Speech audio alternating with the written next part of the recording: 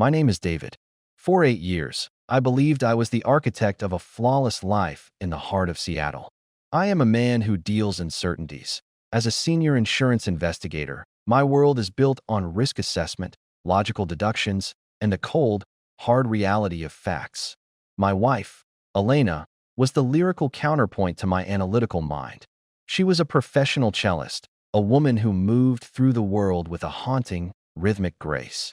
Her hands, calloused slightly at the fingertips from years of pressing against strings, were capable of producing sounds that felt like they were pulled directly from the soul. But a marriage doesn't collapse in a single, loud explosion. It erodes. It's a slow, silent decay that starts in the corners where you aren't looking. The first fracture appeared on a Tuesday, precisely at 3:14 a.m. I know the time because the glowing red numbers of the bedside clock burned into my retinas the moment I reached out and felt nothing but cold, empty linen. The space beside me, usually warm with the scent of Elena's lavender sleep mask, was hollow. I sat up, the silence of the house ringing in my ears. The rain was a relentless tapping against the window pane, a rhythmic interrogation. I stood up, my bare feet sinking into the thick carpet, and walked toward the hallway. The floorboards didn't creak.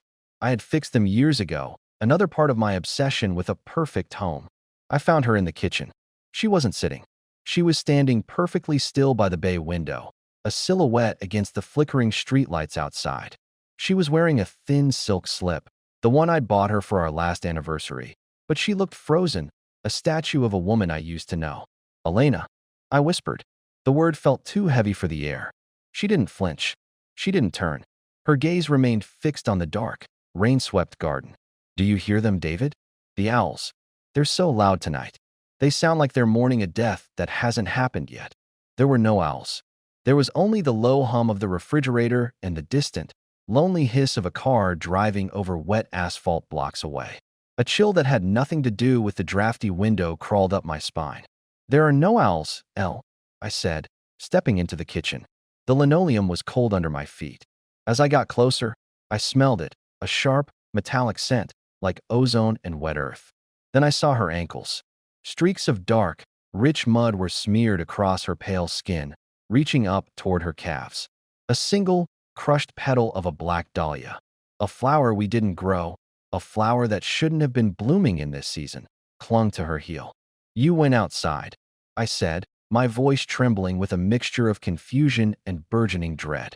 She finally turned. Her eyes were wide, the pupils dilated until the iris was just a thin ring of hazel. She looked at me, but she didn't see me. She was looking at a point 3 inches behind my head, as if she were reading a script written on the wall. "Just the porch," she said. The lie was effortless. It was smooth, polished, and terrifyingly cold. I needed to breathe. "The air in here, it's become so stagnant, hasn't it? Like we're living inside a bell jar." She walked past me. The air moved with her, carrying that strange, metallic perfume, something sharp and synthetic that I'd never smelled on her before.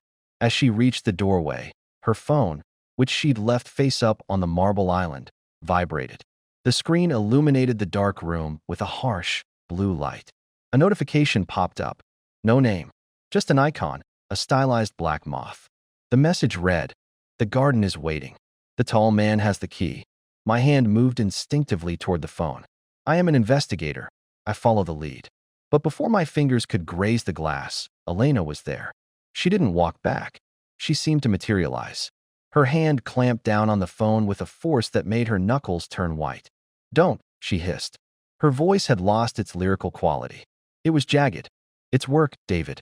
A private rehearsal for the gala. You wouldn't understand the pressure." She retreated into the shadows of the hallway, her footsteps silent. I stood alone in the kitchen, staring at the mud-stained floor. I picked up the black petal she'd left behind. It felt like velvet, but it smelled like old copper.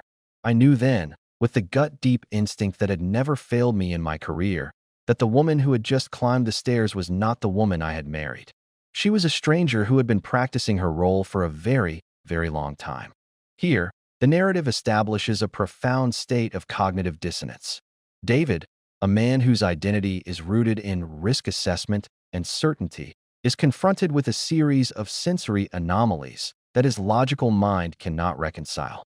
Elena's behavior, standing in the dark, the auditory hallucination, or lie, of the owls, and the physical evidence of the mud, signals a dissociative break from the established marital routine. From a psychological perspective, Elena is exhibiting signs of compartmentalized betrayal. She isn't just hiding in action. She is inhabiting a different persona. The black moth and the tall man function as archetypal symbols of a shadow world. Her lie about this stagnant air is a psychological projection. She feels suffocated by the domestic perfection David has built, and her betrayal is her way of breathing. David's reaction, freezing and observing, is a form of emotional stun. He is an investigator, yet he is paralyzed because the subject of his investigation is the foundation of his own safety.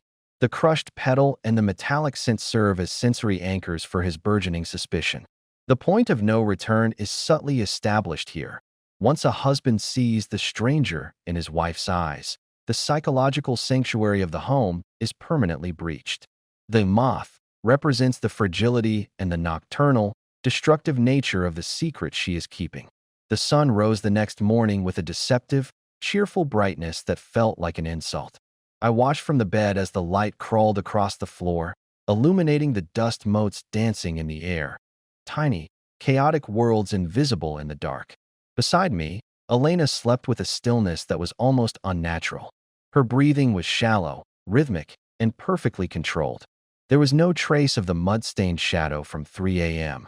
I washed her face, searching for the stress fractures I'd spent my career identifying in others. Her skin was smooth, her jaw relaxed. How could someone lie so convincingly with their entire body? "Daddy, look." The bedroom door creaked open, and Mia, our 7-year-old, skidded inside. She was holding a drawing, a chaotic swirl of black and purple wax. "It's a moth, Mia?" I asked, my voice slightly hoarse. I felt a cold jolt of adrenaline at the sight of the shape. "No," she said, tilting her head. "It's a map. Mommy said if I draw the map, the tall man will bring me a star." I looked at Elena. Her eyes were open now. She didn't startle. She simply transitioned from sleep to wakefulness like a machine being switched on. She reached out and ruffled Mia's hair, her smile a masterpiece of maternal warmth. "Don't be silly, Mia," Elena said, her voice like honey. "It's just a butterfly. Go get dressed for school, honey. I'll make the pancakes with the blueberries you like." As Mia ran out, the warmth vanished from Elena's face. She didn't look at me. She went straight to the bathroom, and a moment later, the sound of the shower drowned out the silence. I walked over to Mia's drawing. In the corner, barely visible, were 4 digits, 4209. The routine of the day was a grueling exercise in the great pretend. I drove Mia to school, the smell of her strawberry shampoo filling the car. I went to my office, but for the first time in 15 years, the spreadsheets looked like gibberish. I kept seeing those 4 numbers. 4,209. I spent the morning at my desk, but I wasn't investigating insurance claims. I was investigating my life. I started with the credit card statements. We had a joint account, but as I dug deeper, I noticed micro-diverted transactions. Every time Elena went to the grocery store, she withdrew $20 in cash. Every time she got gas, another 20. It was small, unnoticeable to a casual observer. No za 2 goda, Ena sastavala почти $15,000. She was building a flight fund. The psychological pressure began to manifest in physical ways. My chest felt tight, a constant weight like a stone sitting on my sternum. At 2 p.m., I received a text from Elena. "Late rehearsal tonight. The symphony is pushing us hard. Don't wait up." I didn't reply. Instead, I drove to the Heights. Elena had mentioned a physical therapist there, Dr. Eris Thorne. I found the address from a business card I'd accidentally knocked out of her coat earlier that morning. The Heights was a neighborhood of decaying grandeur, old Victorian mansions that had been carved into tiny, expensive apartments. The address on the card, however, was a dead end. Literally, it was a vacant lot between 2 towering brick buildings. A rusted chain-link fence kept the world out. In the center of the mud-caked lot stood a single, weathered post with a symbol painted in black spray paint. A moth. I stood there, the cold Seattle rain soaking through my expensive wool coat. I looked at the symbol, and then I looked at the building to the left. It was a private clinic, but the sign didn't say physical therapy. It said the Thorne Institute, behavioral realignment. I walked inside. The lobby was sterile, smelling of ozone and bleach. A receptionist with a face as immobile as a mask looked up at me. "I'm here to see Dr. Eris Thorne," I said, my heart hammering. "My wife, Elena, is a patient." The woman's eyes didn't blink. "There is no Dr. Thorne here, sir. This is a private research facility. We don't have patients. We have participants." "Participants for what?" "Architectural psychology," she said. "We study how people react to the spaces they inhabit. Now, if you don't have an appointment, I must ask you to leave." As I turned to go, a door opened at the back of the lobby. A man walked out. He was tall, impossibly tall, with a long, narrow face and eyes that seemed to absorb the light around them. He was wearing a dark suit that looked a decade out of fashion. He didn't look at the receptionist. He looked directly at me. He didn't speak, but he raised a hand and adjusted his tie. Around his wrist was a thin gold chain with a small, teardrop emerald. The exact same necklace Elena had claimed she found in a drawer a week ago. This block centers on the shattering of domestic sanctity. David's expectation was that his wife's strange behavior was a symptom of a personal crisis, perhaps health or stress. The reality he discovers is a systemic subversion of his entire existence. The flight fund, the diverted cash, is a crucial psychological marker. It proves that Elena's betrayal isn't an impulsive mistake. It is a calculated exit strategy. This shifts her character from a wandering wife to a hostile agent. The introduction of Mia's drawing and the tall man adds a layer of intergenerational manipulation. Elena is not just betraying her husband. She is grooming her daughter into her secondary reality, which is a devastating violation of the parental contract. The Thorne Institute represents the clinical coldness of Elena's new world.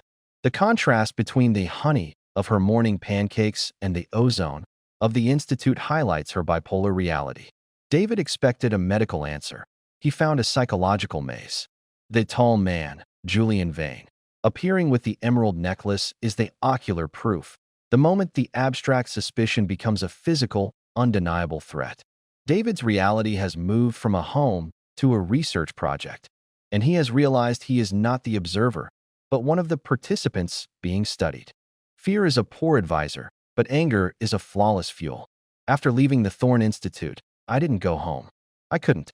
The sight of that man wearing the emerald necklace, the physical proof of a secret world overlapping with my own, had triggered a threat response I hadn't felt in years. I parked my SUV 2 blocks away from our house, under the skeletal branches of an old oak tree, and opened my laptop. In my line of work, we call this object reconstruction. If you want to understand why a structure collapsed, you don't just look at the rubble. You study the hidden stresses in the foundation. I logged into the high-clearance insurance database, a tool meant for investigating corporate fraud. I wasn't looking for Elena. I was looking for the number, 4209. The digits from Mia's drawing. The result made the blood in my veins feel like slush. 4209 wasn't an address. It was the terminal digits of an old life insurance policy registered to my father-in-law, Arthur, who had died 5 years ago. At the time, his heart attack had seemed like a tragic, natural end to a long life. But the file was flagged. The payout, $2 million, had been frozen due to unresolved circumstances of death.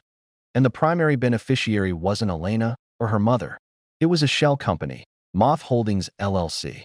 "It's not just an affair," I whispered, the blue light of the screen reflecting in my eyes. "It's a legacy." I sat in the dark car for an hour, watching the rain wash over the windshield. I realized then that my entire marriage might have been a long con. Had she ever loved me? Or was I just a convenient shield, the stable, boring insurance guy who provided the perfect cover for her real work? I returned home at 11 p.m. The house was a tomb of shadows. Elena was in the kitchen, her back to me, pouring a glass of water. She was still wearing her black rehearsal clothes. "How was the symphony?" I asked. My voice sounded detached, as if it were being played back on an old tape recorder. She jumped. The glass clinked against the faucet, a rare moment of clumsiness. She immediately covered her throat with her hand, a reflexive gesture to hide the missing necklace. "Late," she said, her voice regaining its honeyed silk. "The strings were fighting the tempo all night." "Why are you sitting in the dark, David?" "I was thinking about Arthur," I said. She froze. The silence that followed was heavy, suffocating. I watched her reflection in the dark kitchen window. Her eyes darted toward the hallway, toward the stairs. My father? Why now? Mia was talking about him today. She said he's the sleeping man in her secret game. She said the tall man told her that Arthur had to sleep so the moth could wake up. Elena turned around. One half of her face was bathed in the warm light of the stove. The other was swallowed by absolute black. Children have overactive imaginations, David. You're scaring her with your talk of investigations. You're bringing the office home with you. She walked toward the stairs, her movements sharp and rhythmic. I'm exhausted. Don't wake me. I waited until I heard the bedroom door click shut. Then I moved. I didn't go to our room. I went to Mia's. My daughter was asleep, her breathing deep and even. I knelt beside her massive Victorian dollhouse, the one that was a miniature replica of the Thorne Institute. I started to examine it with the meticulousness of a crime scene investigator. In the dollhouse's master bedroom, there were two figures, the Papa doll and the Mama doll. The Papa doll was lying face down in the kitchen, but it was the Mama doll that stopped my heart. Mia had glued a small, real piece of black fabric over the doll's eyes, a blindfold, and tucked under the tiny rug in the dollhouse's library was a scrap of paper. It wasn't a child's drawing. It was a printed architectural floor plan of our house. There were red X marks over the master bedroom, the electrical panel in the garage, and the back door. Written at the bottom in Elena's elegant, cursive handwriting was a single sentence. The sleeper must not wake when the locks are changed. Here utilizes the through characters structure to expose the deepening rot. Mia's dollhouse serves as a psychological mirror, a medium through which the daughter unconsciously reflects the sinister machinations of the mother. Children in these environments often act as emotional sponges, and Mia's blindfolded doll is a devastating critique of the family's reality. It represents the forced blindness Elena is imposing on the household. Psychologically, Elena is moving from emotional betrayal into active predation. The discovery of the insurance policy in the Moth Holdings LLC suggests that her infidelity is inextricably linked to a financial and perhaps ideological hostile takeover. She isn't just seeking a new lover. She is seeking to liquidate her old life, including David. The tall man, Julian, is no longer a shadow. He is the catalyst of erasure. By grooming Mia and marking the house's floor plans, Elena is preparing for the final removal of David. The sleeper is David, the man who lived in a dream of domestic safety. The tension here is a zero-sum game.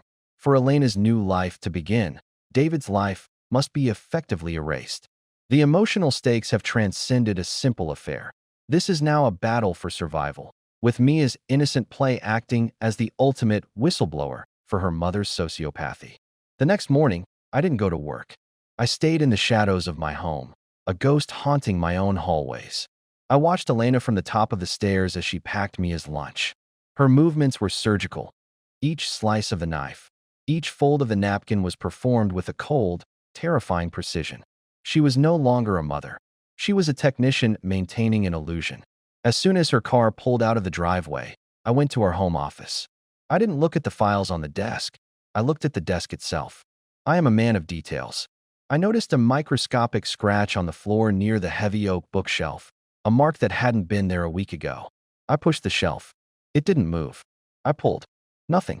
Then, I remembered the numbers from Mia's drawing, 4209. I checked the books. On the fourth shelf, the 20th book was a thick, leather-bound volume on Victorian architecture. I pulled it. Behind it was a keypad.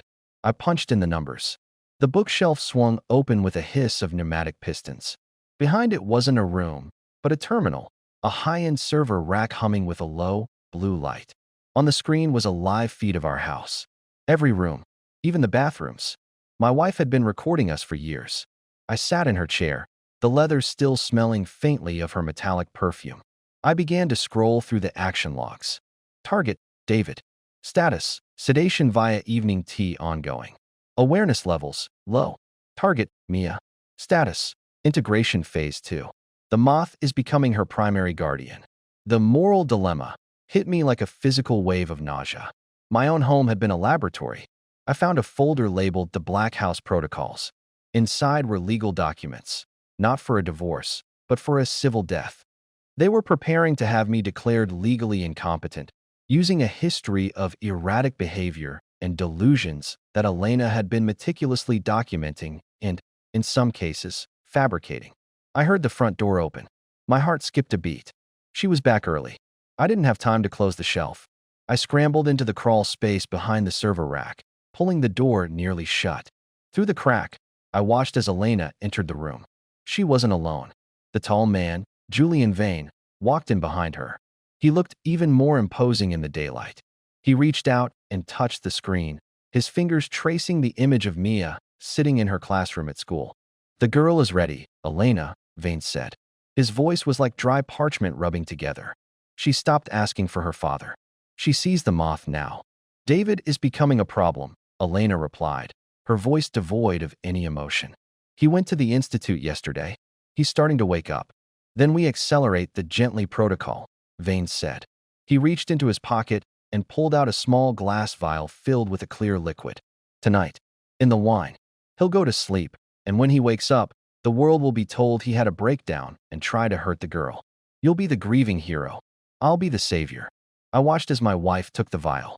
She didn't hesitate. She didn't weep. She simply nodded and tucked it into her pocket. "For the new world," she whispered. This sequence illustrates a devastating causal chain where trust is used as a tactical advantage for destruction. The cause was David's original role as the stable provider, a role that allowed him to be easily categorized and dismissed by a sociopathic mind.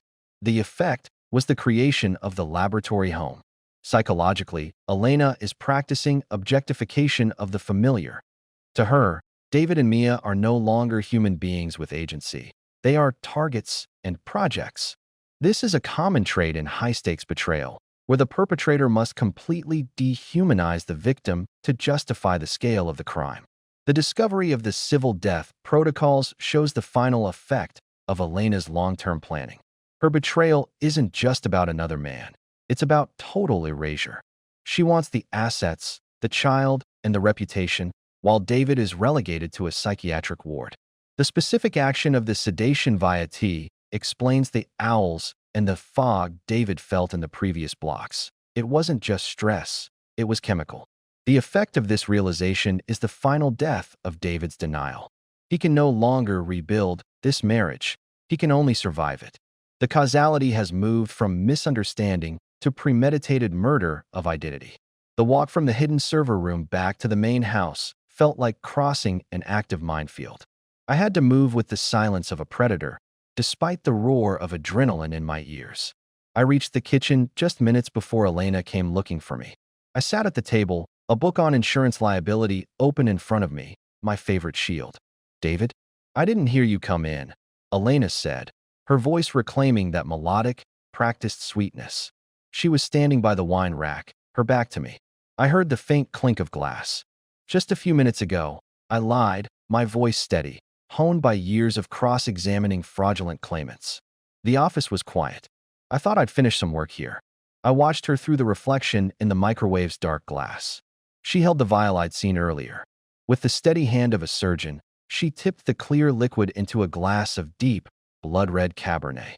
She swirled it gently, watching the poison vanish into the vintage.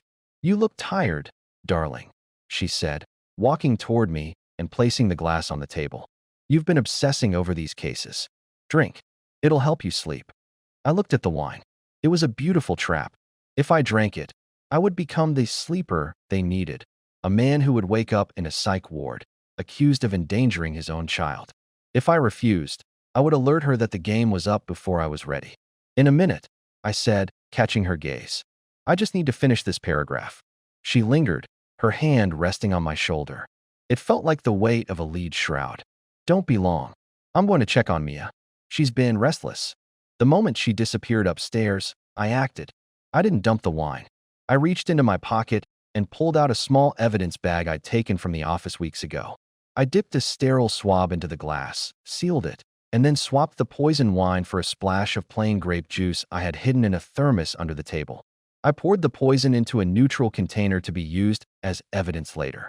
When she returned, I was leaning back, the empty glass in my hand. "Better?" she asked, her eyes searching mine for the first signs of the sedation. Much, I replied, feigning a slight slur in my speech. You're right, Elle. I feel heavy. Maybe I should lie down. Soon, she whispered. But first, we have a guest. The front door opened. Julian Vane walked in, no longer pretending to be a consultant. He carried a leather briefcase, the kind used for transporting high-value physical assets or legal documents. He looked at me, a predatory smirk playing on his thin lips. He's under? Vane asked, not bothering to lower his voice. He's fading, Elena said, stepping away from me as if I were already a corpse. Get the papers. Let's finish this. Vane slammed the briefcase onto the kitchen island and pulled out a stack of documents. The civil death filing. Just needs the thumbprint. We'll use the ink pad while he's unconscious. You forgot one thing, I said, my voice suddenly sharp, clear, and devoid of any sedation. I stood up, the chair scraping harshly against the tile. Elena gasped, stumbling back against the counter. Vane's hand moved toward his jacket, likely for a weapon, but he stopped when he saw what was in my hand. It wasn't a gun. It was my phone, the screen glowing with a live broadcast. You like recordings, Elena? You taught me well, I said, my heart thundering but my hand steady. This house is wired, but not just with your cameras. I've been broadcasting this entire rehearsal to my firm's head of security and the precinct for detectives. They've seen the vial. They've heard the sleeper protocol. And they've definitely heard the plan for the thumbprint. Outside, the quiet suburban night was shattered by the sudden, rhythmic wail of sirens. Blue and red lights began to dance across the kitchen walls, reflecting off the shattered remains of our perfect life. Vane lunged for the back door, but the police were already there. The glass shattered as they breached the entry. Elena didn't run. She sat down on the floor, her face turning into a blank, porcelain mask. I did it for the new world, she whispered, looking at nothing. You were just a shadow, David. You were never really here. The climax is a study in calculated counteraggression. David's action, the switch of the wine, is the ultimate psychological triumph over his wife's gaslighting. He used her own weapon, the illusion of his weakness, against her. Psychologically, this confrontation marks the total collapse of the persona. Elena's reaction, sitting on the floor and retreating into her New World ideology, is a form of narcissistic collapse. When the external reality, the police, the evidence, finally pierced her curated fantasy, her ego had nowhere to go but inward, into a near catatonic state of denial. She didn't feel guilt for the betrayal. She felt a profound injury because her superior intelligence had been outmatched by a sleeper. Julian Vane represents the instrumental aggressor. His action was purely transactional, yet his presence was the catalyst that forced David to move from victim to warrior. The emotional peak is not the arrest, but the moment David spoke with a clear, sharp voice. This was the death of the insurance guy and the birth of a man who had finally integrated his trauma into a weapon of justice. The new world Elena sought was a sociopathic utopia. The old world David defended was simply the truth. By the end of this block, the moth has been pinned to the board, but the house it lived in is forever ruined. This is the final chapter of David and Elena's story, focusing on the slow process of rebuilding and the permanent marks left by a betrayal that went far beyond a simple affair. The sirens eventually faded, replaced by the low, rhythmic thrum of a forensic team vacuuming my life into plastic bags. I stood on the sidewalk, wrapped in a gray wool blanket that a young officer had draped over my shoulders. I watched as they let Elena out. She didn't look like a master architect of a new world anymore.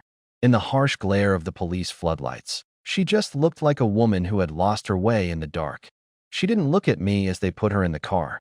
Her eyes were fixed on the sky, perhaps still looking for those non-existent owls.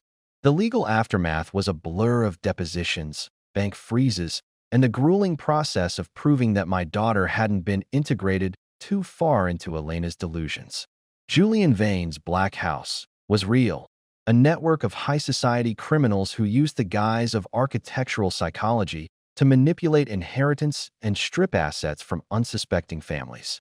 Elena had been their most successful operative because she had a weapon the others didn't. She was actually a mother. I moved Mia to a small house on the Olympic Peninsula, far from the shadows of Seattle. We live in a place where the trees are thick and the air smells like cedar and salt, not metallic perfume and ozone. For the first 6 months, Mia didn't speak. She would sit by the window, her hands moving in small, rhythmic circles as if she were still drawing those moth maps. I didn't push her. I simply sat with her. I traded my spreadsheets for gardening tools. I learned that you cannot adjust a child's heart like an insurance claim. You have to let it grow back on its own time. One afternoon, Mia walked into the kitchen. She wasn't holding a drawing. She was holding a violin, a smaller, brighter cousin to her mother's cello. "Daddy," she whispered. "The tall man is gone, right?" "He's gone, Mia. For good." "And the moth?" "The moth was just a story, honey. A story someone told to try and steal the light. But the light is still here." She nodded, a small, fragile movement. And for the first time in a year, she smiled. It wasn't a curated masterpiece. It was just a little girl being brave. I still wake up at 3:14 a.m. sometimes. I still reach out to the empty side of the bed, my fingers searching for a ghost. But I no longer feel the sedation of the old world. I am awake. I am present. I realized that the greatest risk I ever took wasn't marrying Elena. It was assuming that love is a static structure that stays built once the roof is on. Trust can break, but resilience can rebuild. I am a man who spent his life measuring the cost of disasters, only to find that the most valuable things, like the sound of my daughter's laughter or the quiet peace of an honest home, are the only things that are truly uninsurable. Nearly 30% of marriages face situations like this: hidden lives, emotional fractures, or the slow erosion of truth. And I was the one who had to burn my old life down just to see the sun again. But as I watch Mia play her violin on the porch, I know the architecture of our new life is solid. Because this time, it's built on the truth. The story of David and Elena concludes as a profound meditation on the subversion of the domestic sanctuary. Throughout the narrative, we trace the evolution of betrayal from a subtle, sensory anomaly, the mud on the ankles, to a high-stakes criminal conspiracy, the civil death protocols. This arc demonstrates that infidelity is often not the end goal, but a tool used by a disordered personality to facilitate a deeper, more structural erasure of the partner's identity. The cumulative lesson for David, and for the audience, is the distinction between blind trust and active presence. David's professional background as an insurance investigator served as a dual-edged sword. It provided him with the tools to eventually uncover the truth, but his logical bias initially blinded him to the emotional decay in his own home. Psychologically, Elena's descent into the moth ideology represents a totalitarian narcissism. She didn't just want a new life. She wanted to rewrite the past and control the future of her subjects, David and Mia. The resolution highlights the necessity of radical agency. David only saved his family when he stopped trying to fix the marriage and started fighting for the reality of his daughter's safety. In the final reflection, the story offers a universal insight. Resilience is not about returning to the way things were, but about building something new from the wreckage. The sleeper has finally woken up, and while the dream he lost was beautiful, the reality he gained is honest. The chapter was over, but for the first time in years, David's life was truly his own.